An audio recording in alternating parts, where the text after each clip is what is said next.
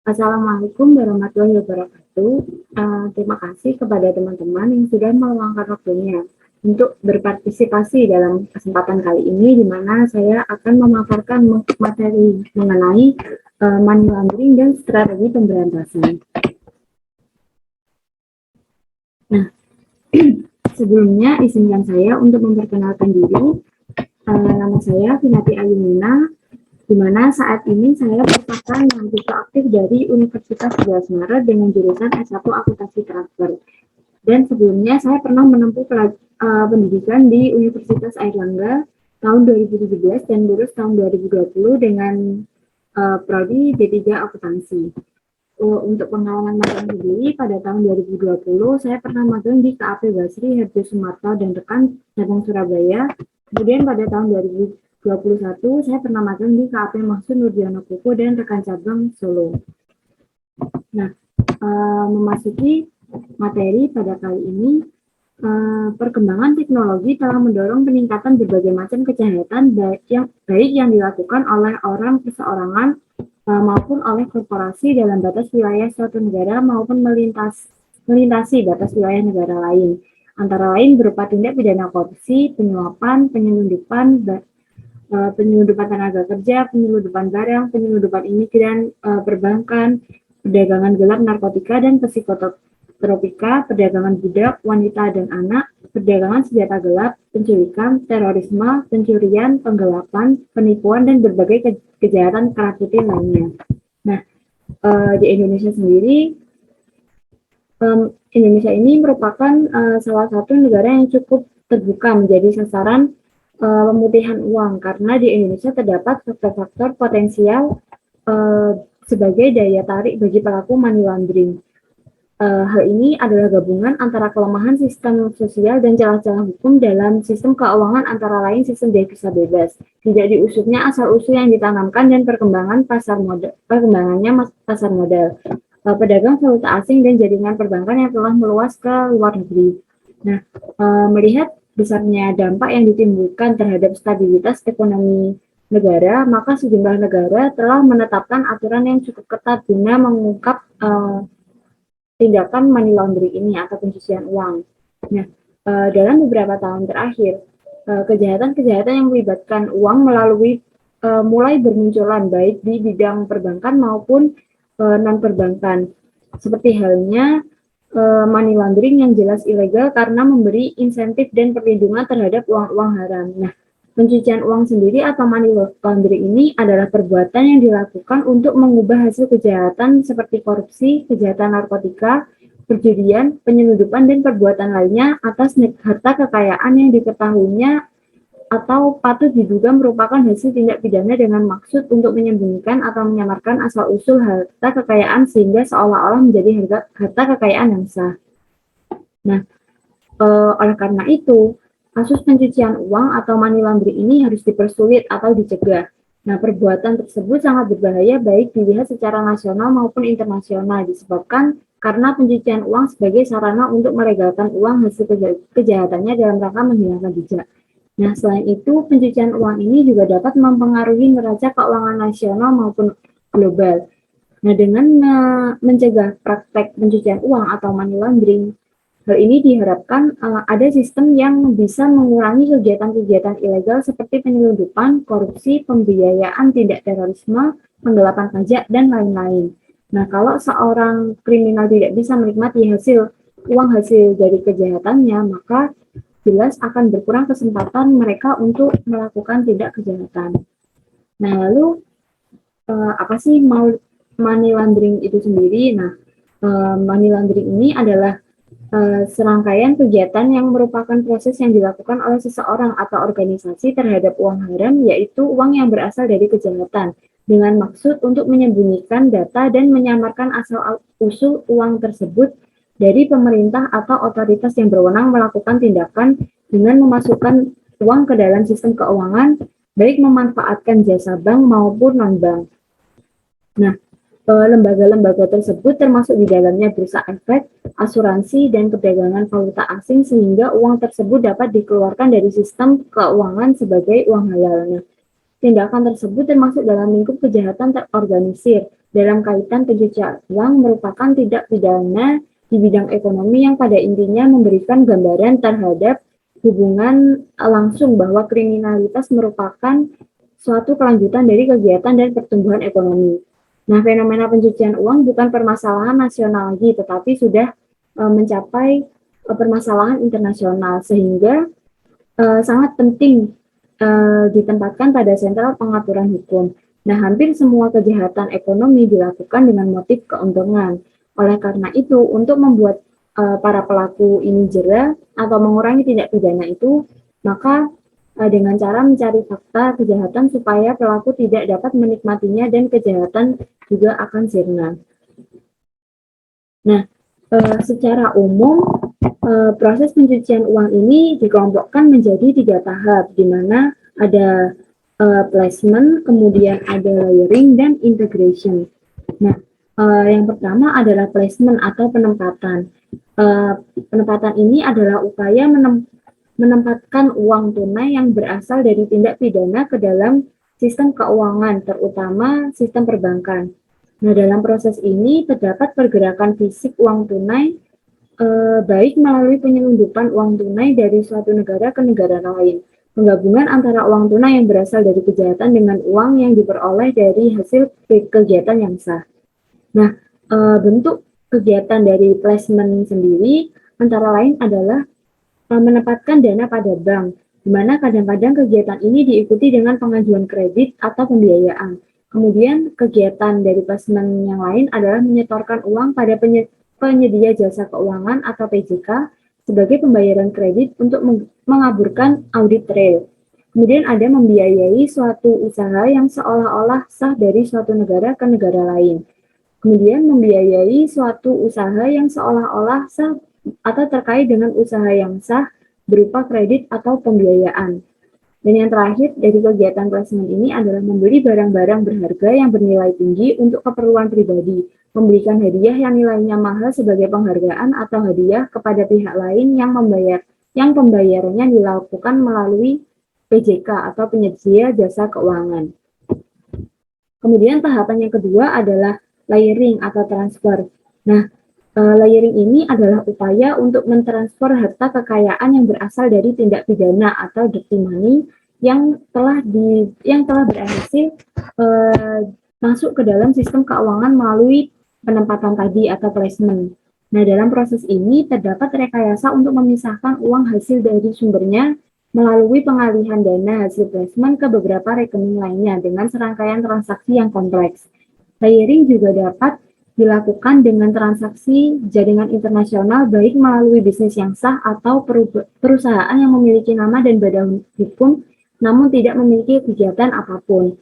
Adapun bentuk kegiatan dari layering atau transfer ini adalah yang pertama transfer dan dari suatu bank ke bank lain dan atau antar wilayah suatu negara. Kemudian penggunaan simpanan tunai sebagai anggaran untuk mendukung transaksi yang sah.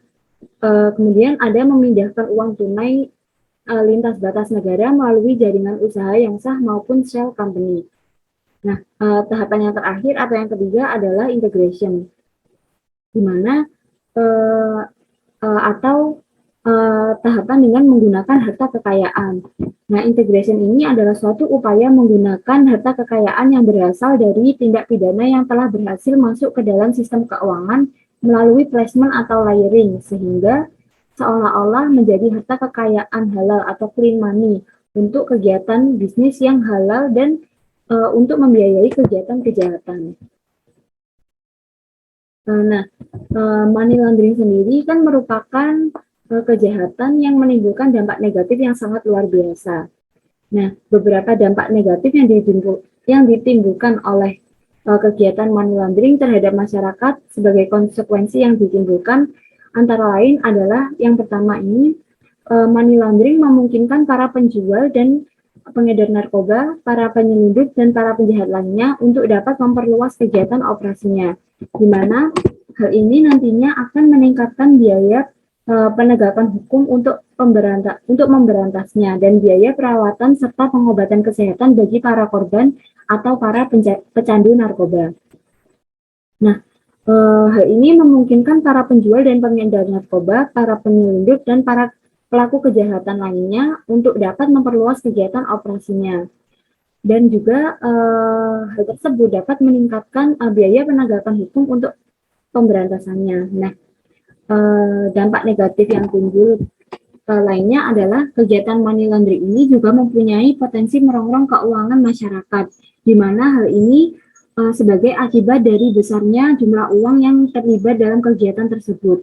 Potensi untuk melakukan korupsi akan meningkat bersama dengan peredaran jumlah uang haram yang sangat besar.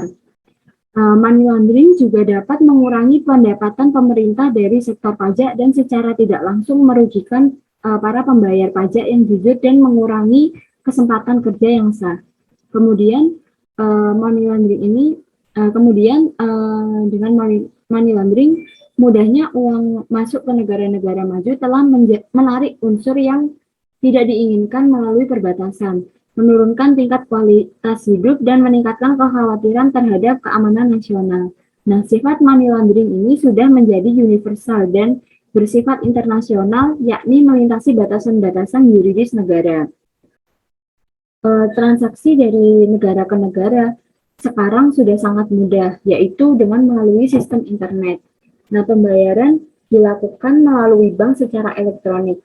Maka tidak heran jika money laundering atau pencucian uang sudah biasa disebut sebagai kejahatan transnasional karena praktik money laundering ini dapat dilakukan oleh seseorang tanpa harus berpergian ke luar negeri. Nah, kasus kejahatan pencucian uang sendiri atau money laundering ini sudah bersifat internasional. Untuk itu diperlukan suatu standar pengaturan dan persepsi yang sama dan bersifat internasional untuk ditempatkan pada suatu sentra pengaturan. Dalam melakukan kriminalisasi, ditentukan terlebih dahulu bentuk model law on money laundering mana yang akan dianut di Indonesia dan tentunya disesuaikan dengan sistem hukum serta kondisi keseluruhan di Indonesia. Nah, untuk melihat faktor yang menyebabkan belum optimalnya penegakan hukum terhadap ketentuan anti pencucian uang di Indonesia, maka perlu melihat kembali pemahaman untuk apa dilakukan kriminalisasi pencucian uang atau mengapa praktik pencucian uang ini harus diberantas. Nah, terlepas dari kekayaan bahwa Indonesia membuat anti pencucian uang pada awalnya karena desakan internasional, bukan karena kesadaran pentingnya pemberantasan pencucian uang bagi Indonesia. Praktik pencucian uang adalah suatu jalan bagi para pelaku kejahatan ekonomi agar dengan leluasa dapat menikmati dan memanfaatkan hasil kejahatannya. Selain itu, uang dari hasil kejahatan ini merupakan nadi bagi kejahatan terorganisasi dalam mengembangkan jaringan kejahatan mereka. Maka penghalangan agar pelaku dapat menikmati hasil kejahatan menjadi sangat penting. Nah, kejahatan terorganisasi yang paling berbahaya dan sangat berkepentingan untuk mencuci hasil kejahatan mereka pada awalnya hanya kejahatan perdagangan ilegal narkotika dan substansi psikotropika. Maka kriminalisasi pencucian uang semula hanya diarahkan untuk memberantas perdagangan narkotika dan sejenisnya. Nah, istilah money laundering sendiri ini dalam artian hukum digunakan pertama kali oleh pengadilan Amerika yang berkaitan dengan putusan tentang penyitaan atas hasil kejahatan narkotika yang dilakukan oleh warga Kolombia. Nah, kekhawatiran internasional terhadap narkotika dan pencucian uang melahirkan suatu kesepakatan yang disebut sebagai International Legal Regime to Combat Money Laundering, dan bahkan ada kecenderungan bahwa pencucian uang dilakukan dengan sangat rumit. Selanjutnya, pencucian uang semakin berkembang dan bukan hanya berasal dari kejahatan obat bius saja, tetapi juga berbagai kejahatan termasuk kejahatan terorganisasi. Pada umumnya, pelaku tindak pidana berusaha menyembunyikan atau menyamarkan asal-usul harta kekayaan yang merupakan hasil dari tindak pidana dengan berbagai cara agar harta kekayaan hasil kejahatannya sulit ditelusuri oleh aparat penegak hukum, sehingga mereka dapat dengan leluasa memanfaatkan harta kekayaan tersebut baik untuk kegiatan yang sah maupun tidak sah.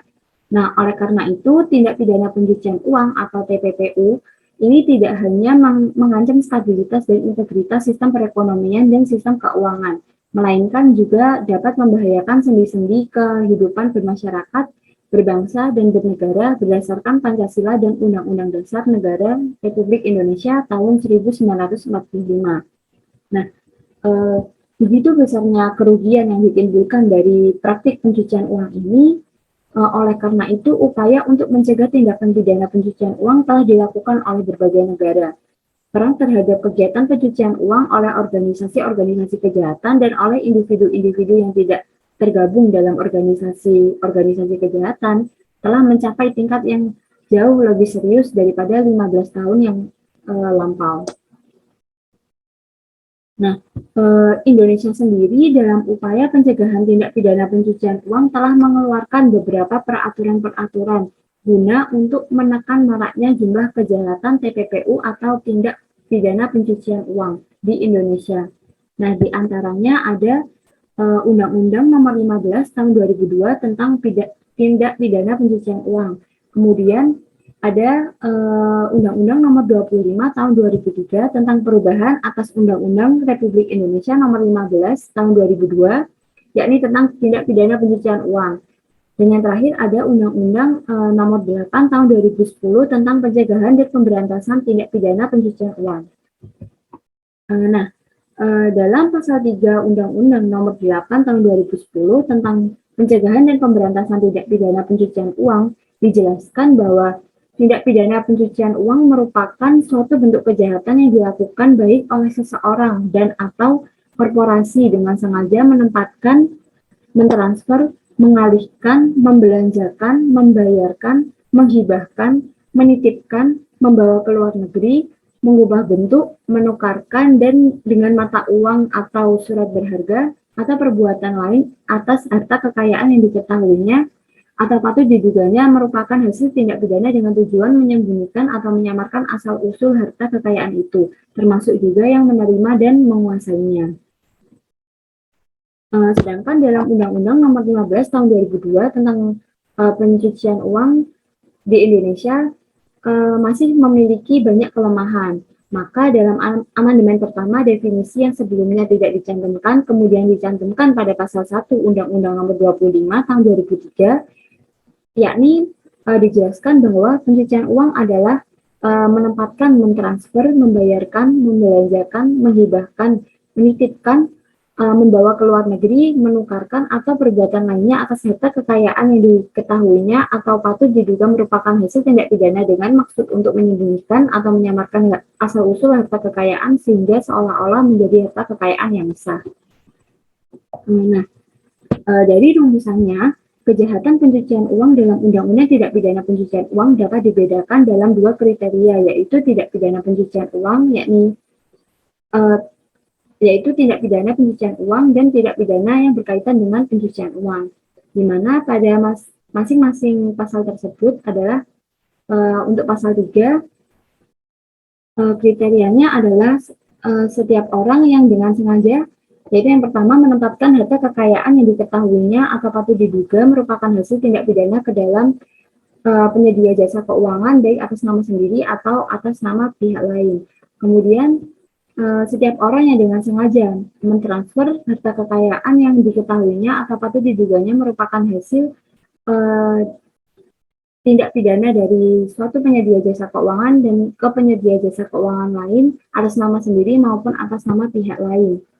Nah, kemudian seseorang yang dengan sengaja membayarkan, menghibahkan, menitipkan, membawa ke luar negeri harta kekayaan dan menukarkan atau perbuatan lainnya akan dipidana paling singkat 5 tahun dan paling lama 15 tahun dan denda paling sedikit 100 juta dan paling banyak adalah 15 miliar. Dalam pasal 3 ini, unsur objektif dari pasal 3 ini sangat luas dan merupakan inti delik, maka harus dibuktikan. Nah, unsur objektif tersebut terdiri dari menempatkan, mentransfer, membayarkan, atau membelanjakan, menghibahkan, atau menyumbangkan, menitipkan, membawa ke luar negeri, menukarkan, atau perbuatan lain atas harta kekayaan yang diketahui atau patut diduga berasal dari kejahatan.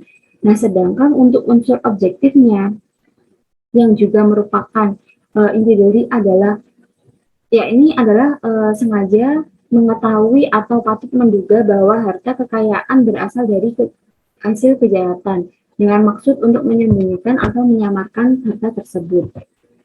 Nah, sedangkan dalam pasal 6 yakni berbunyi setiap orang yang menerima atau menguasai penempatan, pentransferan, pembayaran, hibah, sumbangan, penitipan atau penukaran harta kekayaan yang diketahui atau patut diduganya merupakan hasil tindak pidana akan dipidana dengan penjara paling singkat 5 tahun dan paling lama 15 tahun dan denda paling sedikit 100 juta dengan denda paling banyak 15 miliar. Nah, unsur objektif dari pasal 6 ini adalah menerima atau menguasai penempatan, pentransferan, pembayaran, hibah, sumbangan, penitipan, penukaran harta kekayaan yang diduga yang diketahui atau patut diduga berasal dari tindak pidana, hasil tindak pidana. Kemudian untuk unsur subjektifnya adalah mengetahui atau patut menduga bahwa harta kekayaan merupakan hasil dari tindak pidana. Nah, untuk menegakkan hukum terhadap praktik pencucian uang memerlukan kerjasama yang baik dari semua unsur sistem peradilan pidana atau SPP yang dalam hal ini terdiri dari polisi, jaksa, hakim, dan juga pusat pelaporan dan analisis transaksi keuangan atau PPATK. Nah, masing-masing unsur SPP dan PPATK harus berjalan dengan baik, terkoordinir, dan simultan. Namun nampaknya masih terdapat masalah dalam penegakan terhadap pencucian uang. Untuk itu dibentuklah Badan Investigasi sebagai Financial Intelligence Unit atau FIU. Nah, di Indonesia PPATK sendiri merupakan badan independen, namun fungsinya sangat terbatas, yaitu hanya sebagai fungsi administratif.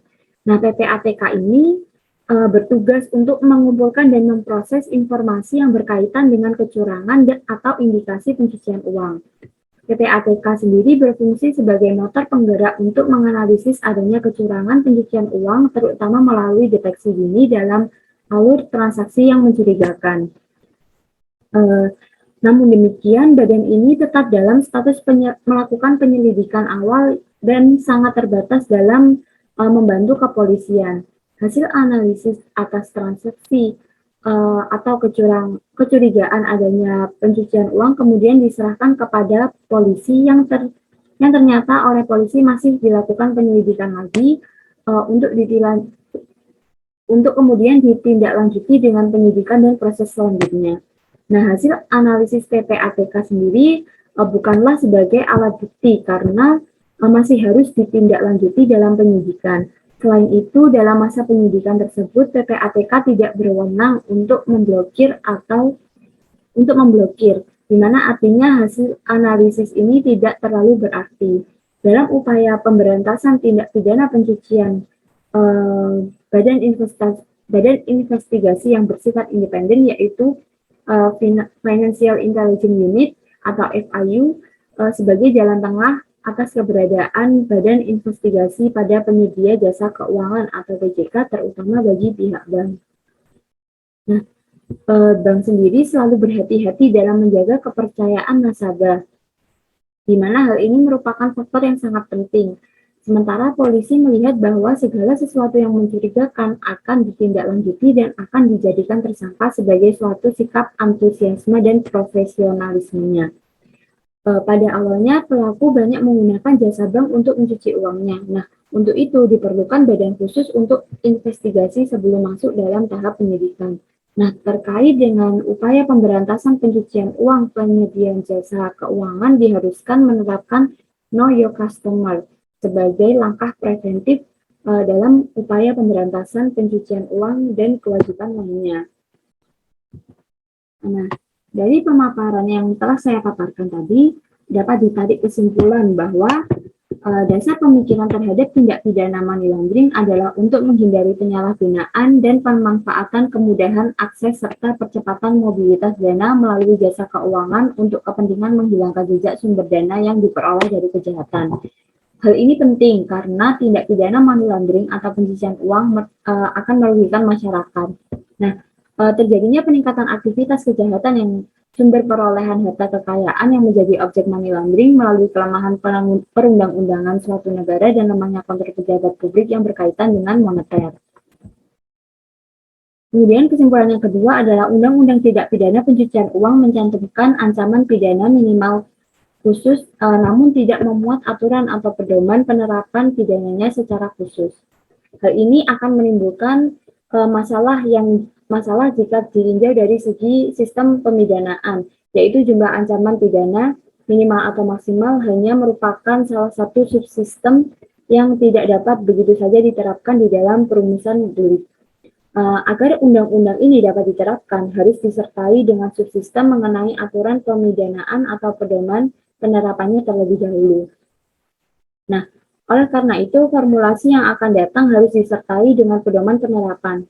Pertanggungjawaban pidana terhadap korporasi penetapan subjek hukum korporasi sebagai pelaku tindak pidana pencucian uang masih mengandung beberapa kelemahan. Di samping itu, ancaman pidana denda untuk korporasi yang maksimumnya diperberat sepertiga tidak disertai dengan ketentuan khusus untuk pelaksanaan pidana denda yang tidak dibayar oleh korporasi. Nah, kesimpulan yang ketiga, sehubungan dengan kesulitan tersebut, maka penegak hukum mau tidak mau harus menyediakan jasa keuangan atau PJK, Pusat Pelaporan dan Analisis Transaksi Keuangan atau PPATK. Polisi, jaksa, dan hakim harus memiliki mental yang tangguh dan profesionalisme yang tinggi dan harus berprinsip pada paradigma penegakan hukum. Terima kasih.